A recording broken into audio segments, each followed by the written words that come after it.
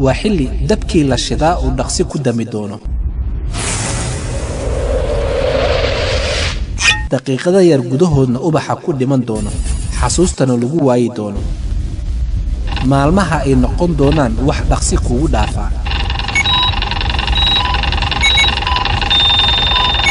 iyo sanado badan oo ay dunidani jirtay imise sano ayaa ka hartay caalamkan bal adigaba ka fakir dhacdadaasi واقترب الوعد الحق أحداث خروج الدجال وقصة عجيب بدن وقصة نحن له وقصة قفك نول وسن جعليسان دونين إنه أقارو حلقاسي وقصة شرط ذا له وقصة مسلم يهودي والباء كجيفو إنا يدعي دونتو أرنتاسي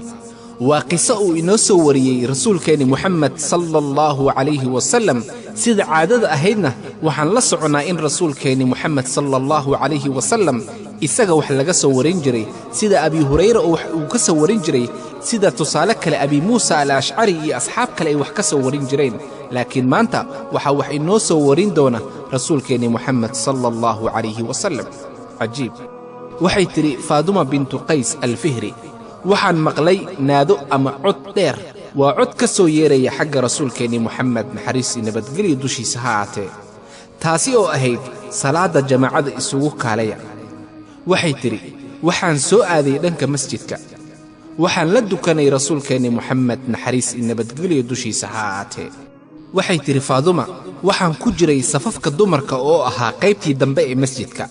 saamarkii uu rasuulka alle Muhammad sallallahu alayhi wa sallam dhameeyay salaadii wuxuu ku fadhiistay minbarkiisii isagoo qoslaya wuxuuna markaasi amray in uusan qof walba uusan ka dhaqaaqin halkii uu salaada ku dukaday intaasi kadib wuxuu yiri sallallahu alayhi wa sallam ma garanaysaan sababta aan isku kinyeeray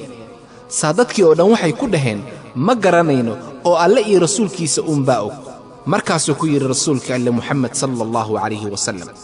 xaqiiqdii waxaan isku kinyeeray ma aha jacayl ama ma ahan inaan idin cabsi geliyo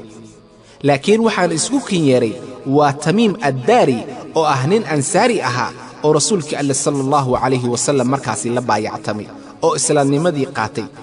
wuxuu ii sheegay ayuu yiri rasuulka alle sallallahu alayhi wa sallam arin cajiib ah taasi oo aan horay idinkugu sheegay oo ku saabsan masiixu dijaal wuxuu yiri rasuulka alle sallallahu alayhi wa sallam Tamiim ad-Dari wuxuu raacay doon isaga oo safarkiisa ay ku wehelinayeen 30 qofood oo asxaabtiisa kamid ahay waxa Tamiim iyo asxaabtiisa ku kacday badii oo hirar waaweyn ku kicisay iyadoo doontiina ka burburisay kadibna badii waxay ka tuurtay meel jasiirad ah ayadoo cadceedii sii dhacaysa yaani waa xilli maqrib ay sii ahayd waxayba markiiba go'aansadeen Tamiim ad-Dari asxaabtiisii in ay galaan jasiiradaasi badda ku dhaxtiilay waxay la kulmeen daabo weyn ama xayawaan oo madaxeedii iyo jirkeedii oo dhan dhagor ama timo ay buuxiyeen waxay kala garan waayeen madaxeedii iyo majaheedii yaani waa isku mid madaxeedii iyo lugaheedii markaasay ku dhaheen Tamiim ad-Dari asxaabtiisii hoogtay adigu maxaad ahay markaasay hadashay xayawaankii oo ku tiri waxaan ahay jaajuus markaasi waxay ku dhaheen oo waa maxay jaajuuska aad sheegayso markaasi ku tiri xayawaankii qoom yahow ama dad yahow waxaan arkaa inuu war idin hayo haddii uu war idin hayo oo aad doonaysaan inuu war iyo fajac idinku dhaco ordahoo taga gurigaasi waxaa ku jira nin oo idin sheegi doona waxaad rabtaan saa intaasi kadib xayawaankii waxay magacaawday mid ka mid ahaa raggii meesha joogay waxay sheegtay magaciisii raggii meesha joogina waxaa ku dhacay argagax waxay u maleeyeen waxaasi in ay tahay shaydaan waxay tiri ninkii ay magaciisa sheegtay orodoo kooxdaada u sii kaxay gurigaasi ama macbadkaasi raggii waxay u soo dhaqaaqeen halkii loo soo tilmaamay markii ay soo galeen waxay ku arkeen qof weyninkiisii aysan weligood aysan arkin wuxuu ku xirxirnaa mid ka mid ahaa tiirarkii guriga ku dhex yeelay waxay arkeen ninkii gacmihiisii oo luquntiisii iyo dhuntiisii la isku xiray wuxuu ku xirxirnaa biro aad iyo aad u adag Tamiim ad-Dari wuxuu sheegay in ay ku dhaheen halaagtaye war adiguna maxaad ahayd saa wuxuu ku yiri ninkii weynaa aniga warkayga waad hesheen ee bal isku kay sheega maxaad ahaydeen idinkuna markaasay ku dhaheen inagu waxaynu nahay dad carab ah oo waxaanu soo raacnay dooni waxa inagu kacday badii oo mawjado waaweyn muddo bil ah ina waday oo marba dhinac inoo siday kadibna waxay badii inaga soo tuurtay jasiiradan yar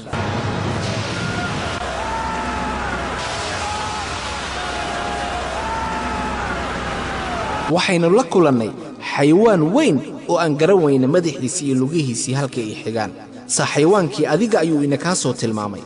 wuxuu ku yidhi ninkii waan gartay bal waxaan idin weydiinayaa su'aalo wuxuu ku yidhi waxaad ii sheegtaan geeda timireedka ku yaala baysaan waa meel ku taalla shaam oo u dhow dalka urdun waxay ku dhaheen maxaad inaga weydiinaysaa wuxuu ku yidhi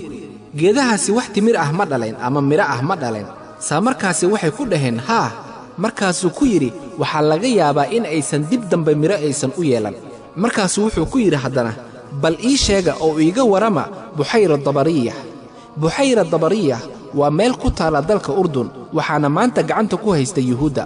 waa meel 2 buurood oo biyo ay ka buuxaan dhexdeeda markaasuu wuxuu ku yidhi biyo ma ka buuxaan halkaasi waxay ku dhaheen haa waxaa ka buuxa biyo badan markaasuu ku yidhi waxaa laga yaabaa in biyahaasi ay ka suulaan oo dib dambe aan loo arkin markaasuu haddana wuxuu weyddiiyey ninkii weynaa bal ka warrama caynu zuqar waa meel ku taalla shaam markaasay ku dhaheen maxaad inaga weyddiinaysaa iyadana wuxuu ku yidhi wax biyo ah oo ay dadka ka waraabaan ma ku jiraan halkaasi saa waxay ku dhaheen haa oo biyo badan ayay leedahay wuxuu ku yidhi waxaa laga yaabaa in biyahaasi ay engegaan ama aan dib dambe loo arkin nimankii aad bay u yaabeen waxay la yaabeen ninka sida uu dhulka u kala yaqaano saa wuxuu ku yidhi haddana su'aal kale bal iiga warrama nebiga ummiga ah muxuu sameeyey waxay ku dhaheen wuxuu ka soo baxay magaalada maka wuxuu soo degay yasrib oo madiine ah wuxuu ku yidhi miyay la dagaalameen carabta waxay ku dhaheen haa saa wuxuu ku yidhi muxuu sameeyey haddaba isaga waxay u sheegeen kolkaasi in uu ka kor noqday intii carabta ahayd ee isaga xigtay yacnii uu isaga ka gacan sareeyo saa markaasu wuxuu ku yidhi wallee armay ku habboon tahay in ay isagaasi addeecaan oo mid ka qayr badan dunidaani maanta ma jooga allaahu akbar bal ka waran waxa nuucaasi oo kale ah qofkii iska indhatira markaasay nimankii aad ula yaabeen markaasi waxay ku dhaheen warniyahow aad baad dhulka u kala taqaannaa ee waxaanu ku nidhi adigu kumaa tahay wuxuu yidhi haddaba anigu waan isku kiin sheegayaa anigu waxaan ahay masiixu dijaal yacnii waxaan ahay beenlowgii weynaa waxaa soo dhow xilligii la isoo furi lahaa oo adduunka liigu soo fasixi lahaa waxaan mari doonaa adduunka oo idil si xawli ah oo orod ayaan ku mari doonaa mana ka tegi doono xitaa tuulo yar ilaa aan kaga dego 40 maalmood ayaan joogi doonaa waxaana la ii diidi doonaa inaan galo magaalada maka iyo madiina xaqiiqdii labadaasi waa iga xaaraan inaan galo haddaba walaalayaal qisadan waxay inoo sheegaysaa in masiixu dijaal uu ku garbaduuban yahay ama uu ku xirxiran yahay meel ka mid ah jasiiradaha ku xeendaaban jasiiradaha dalka carabta laakiin allah og meesha uu ku xiran yahay oo ma garan karto cid garan kartaa ma jirto xitaa googalka hadduu isku dayo cid garan kartaa ma jirto waayo qisadan waxaynu ka dareemaynaa in ay ku jiraan waxyaabo uu ilaahay subxaanahu wa tacaala uu qariyey haddaba walaalayaal qofkii doonaya inuu allah subxaanahu wa tacaala shartiisa uusan gaarsiinin haddii ay dhacdona inaad xilligiisa gaarto waa inaad xifdisaa 10 aayadood ee ugu horeeya suuratulkahf ama 10 aayadood ee ugu dambeeya suuratulkahf waa sida ay warin kale leedahay walaalayaal alla subxaanahu wa tacaala waxaan ka baraynaynaa inuu shartiisa ina dhinac marsiyo waxaan alla subxaanahu wa tacaala ka baryaynaa inuu waalidkeena iyo carruurteena iyo nafteenna iyo dhammaanteen inuu ilaahay nagu shartiro ilaahayu subxaanahu wa tacaala wixii khayr ah ilaahu xilligii khayr ah ina gaarsii ilaahu shartiisa ina dhaafsii waa walaalkiin xasan cismaan oo sidaas idinkaga tegaya asalaamu calaykum waraxmat ullaahi wabarakaatu